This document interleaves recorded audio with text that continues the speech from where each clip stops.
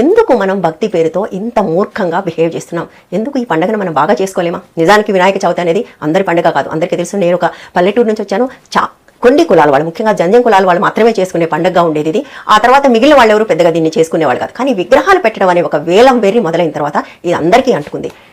ఒక చిన్న విగ్రహం చేసుకోకూడదా? ముచ్చటగా మట్టి విగ్రహం చేసుకోకూడదా? పిల్లల్ని కూర్చోబెట్టి పసుపుతో విగ్రహం చేయించుకోకూడదా? బియ్యం పిండితో విగ్రహం చేసుకోకూడదా? దేవుడు కొడతాడా? లేదు, నాకు విషపూరితమైన పిఓపి తీసుకొచ్చి ఇంకా విషపూరితమైన రంగులేస్తేనే నేను దేవుణ్ణి అంటాడా?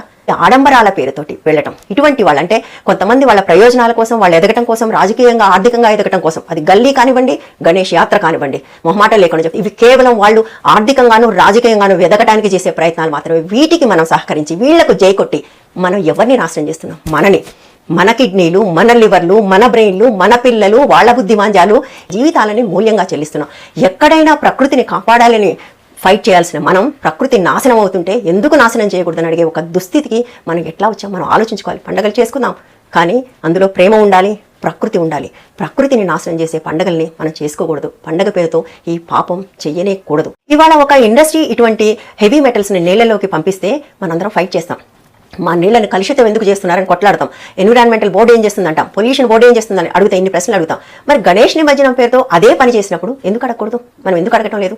అసలు భక్తి అంటే పెద్ద పెద్ద పిఓపి విగ్రహాలు పెట్టుకోవటం, విషపూరితమైన రంగులు వేసుకోవటం, మందులు చల్లి పూయించిన పూలని తీసుకెళ్లి నీళ్లలో కలపడం, ఇది చేయటం సరైందేనా? ఎప్పుడైనా మనం ఈ ప్రశ్న వేసుకున్నామా? అంటే భక్తి అనగానే ఒక విధ్వంసకరమైన భక్తి ఎందుకు ఉండాలి? పండుగలు మంచివి, అందులో ఏ సందేహం లేదు. పండుగలు అనేవి ఒక పాజిటివ్ ఎనర్జీ ఇస్తాయి, ఒక పాజిటివ్ స్ట్రెస్ కూడా ఇస్తాయి. పండుగ రోజు నిజానికి అమ్మలు ఇళ్లలో కూర్చొని చచ్చిందాక వంటలు చేస్తే అందరం ఎక్కుతాము, కానీ అదొక పాజిటివ్ స్ట్రెస్. అమ్మకి స్ట్రెస్, అందరికీ స్ట్రెస్, అందరం కలిసి చేసుకుంటే ఇంకా బాగుంటుంది. కానీ ఆ పేరుతో చేసే విధ్వంసం ఏదైతే ఉందో అది తప్పు. ఆ విధ్వంసాన్ని పట్టుకుని రాజకీయాలు చేయటం ఉంది, అది దుర్మార్గం. ఇవాళ మనం ఎందుకు ఈ దుర్మార్గాన్ని భరిస్తున్నాం, లేదా ఎందుకు ఈ దుర్మార్గంలో భాగం అవుతున్నాం? ఎంత విశాలం అంటే చిన్న చిన్న స్కూళ్లలో కూడా మీకు విగ్రహాలు పెడుతున్నారు. విగ్రహాలు పెట్టి వాళ్ళ చుట్టూ డాన్సులు చేయటం, పాటలు పాడటం. అసలు వినాయక మండపాల దగ్గర జరిగే డాన్సులు, డీజేల గురించి ఏం మాట్లాడుకుందాం మనం? ప్రతిసారి మాట్లాడితే హిందూ మతాన్ని ఎందుకు అంటారు, కానీ ఏ మతమైనా ఈ పని చేస్తుందా? తాగి ఊగుతుందా? చిల్లర పాటలు పాడుతుందా? బూతు పాటలు పెట్టుకుంటుందా? అర్థం పర్థం లేని సౌండ్ పొల్యూషన్, విపరీతమైన సౌండ్ పొల్యూషన్ క్రియేట్ చేస్తుందా? ఇంకే మతమైనా ఒక ఆజాన్ అంటే కాసేపు ఉంటుంది, ఆదివారం చర్చ్ ఉంటుంది, బట్ వాళ్ళు కూడా ఇంత సౌండ్ పెట్టుకోరు. మొన్నటికి మనం చూసాం, ఆజాన్ కూడా అంత సౌండ్తో పెట్టడానికి వీల్లేదని మనం మాట్లాడుతున్నాం. బట్ మనం మాత్రం ప్రతి గల్లీకి, ప్రతి వీధికి, ప్రతి అపార్ట్మెంట్కి, ప్రతి స్కూల్కి, ప్రతి హాస్పిటల్కి ఇది అది అని లేకుండా ఇవన్నీ పెట్టడమే కాకుండా వీటి ముందు డీజేలు పెట్టడము. పసిపిల్లలు భయపడుతున్నారు, చెవుళ్ళు వస్తున్నాయి, ఊళ్ళలో పిచ్చుకలు పారిపోతున్నాయి. మీరు ఎంతకాలం ఏంటంటే పిచ్చుకలు చూసి? నగరాల్లో ఉన్న వాళ్ళకి పిచ్చుకలు కనపడుతున్నాయా? పిచ్చుకలు, తేనెటీగలు కనపడటం లేదు అంటే మీ చుట్టూ ఉన్న జీవావరణం సర్వనాశనం అయిపోవడానికి ప్రారంభమైంది. ప్రారంభం కాలేదు, అవుతూ ఉంది అని అర్థం. పిచ్చుకలు ఎందుకు పోతున్నాయి? ఈ శబ్దాలు తట్టుకోలేక పారిపోతున్నాయి. మన కిడ్నీ ఫెయిల్యూర్లకి, మనకు పిల్లలు పుట్టకపోవడానికి, మన పిల్లల బుద్ధిమాంద్యం పెరగడానికి. ప్రతి 10 మంది పిల్లల్లో ఒకరికి బుద్ధిమాంద్యం వస్తూ ఉంది. ఇప్పుడు ఎందుకు వస్తుంది? మనకు చుట్టూ ఉన్న వాతావరణంలో పెరుగుతున్న లెడ్ వల్ల, మెర్క్యూరీ వల్ల.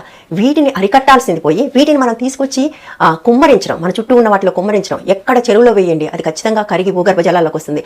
మీరు ఏ ఊర్లోనైనా ఇవాళ ప్రతి ఊరి చెరువులోనూ ఈ విగ్రహాలు తెచ్చి వేస్తున్నారండి. ఈ విగ్రహాలతో పాటుగా ఎంత విషం వేయాలంత విషం వేస్తున్నారు. ఈ విషం అంతా ఎక్కడికి పోతుంది? మాయమైపోదు కదా. దేవుడు దాన్ని తీసుకుని పోడు కదా. అసలు దేవుడు చెప్పడు కదా, నువ్వు పక్క ఊరి కంటే ఈ ఊర్లో పెద్ద విగ్రహం పెడితే నువ్వు గొప్పని దేవుడు చెప్పడు కదా. కానీ విగ్రహాలు పెట్టే మనుషులు కూడా చూడండి మీరు. సరే, పల్లెటూర్ల విషయం నేను వెళ్ళను, కానీ ప్రతి టౌన్లో, ప్రతి గల్లీలో పెట్టే విగ్రహాలు ఎవరు పెడుతున్నారు? మీకు ప్రతి గల్లీ దాదా ఎక్కడి నుంచి ఎదుగుతున్నాడు?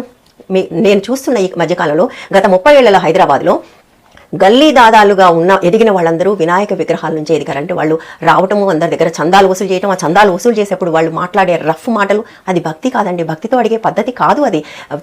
బెదిరించడము, బెదిరించి తీసుకోవటం, అపార్ట్మెంట్స్కి వచ్చి బెదిరించడము, ఇలాంటివన్నీ నేను ఎన్నోసార్లు చూశానంటే బెదిరించి తీసుకుని అక్కడ పెట్టి నీ శక్తి చూపించుకొని, చూసావా నేను ఎన్ని డబ్బులు తీసుకొచ్చాను, ఎంత పెద్ద డీజే పెట్టానని వాళ్ళ ప్రదర్శన కోసమా? ఇందులో భక్తి ఉందా? భక్తి పాలెంత, ప్రదర్శన ఎంత, దీన్ని వాడుకుని రాజకీయంగానూ ఆర్థికంగానూ ఎదగటానికి చేసే ప్రయత్నాలు ఎంత, ఇవన్నీ కూడా మనం చూస్తున్నాము. ఏమీ చూడకుండా కళ్ళు మూసుకొని వెళ్తున్నాం. అంతేకాదు, నేను నిన్న మొన్న చూశాను, కాలేజీ పిల్లలు కాలేజీల్లో ఇటువంటి విగ్రహాలు పెట్టి వాటిని తీసుకొచ్చి వాటితో పాటుగా వాళ్ళు వేస్తున్న చిందులు, అదేం భక్తి అండి?